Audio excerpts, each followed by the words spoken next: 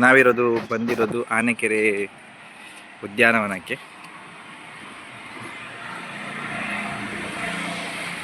ಮಾತೃಭೂಮಿಗಾಗಿ ಪ್ರತಿದಿನ ಪ್ರತಿಕ್ಷಣ, ಜೀವನದ ಪ್ರತಿ ಕಣವು ಬದುಕುವುದೇ ಸ್ವಾತಂತ್ರ್ಯ ಹೋರಾಟಗಾರರಿಗೆ ನಾವು ನಿಜವಾದ ಗೌರವ.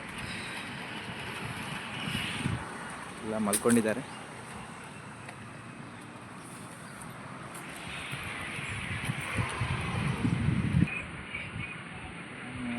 ಏನೋ ಒಂದು ರಾವಣ ಅಂತೇಳಿ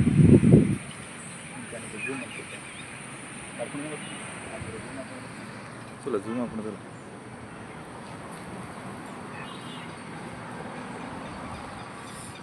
ಎಲ್ಲ ವಿಶ್ರಾಂತಿ ತಗೊಳ್ತಾ ಇದ್ದಾರೆ.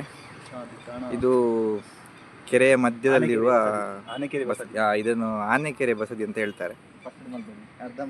ಇದು ನೋಡಿ ಎಷ್ಟು ಚಂದ ಇದೆ ಅಂತೇಳಿ. ಮೊದಲು ಈ ಥರ ಇರಲಿಲ್ಲ, ಮತ್ತು ಚಂದ ಮಾಡಿ ಪೇಂಟ್ ಎಲ್ಲ ಕೊಟ್ಟು ಈಗ ಚಂದ ಮಾಡಿದ್ದಾರೆ.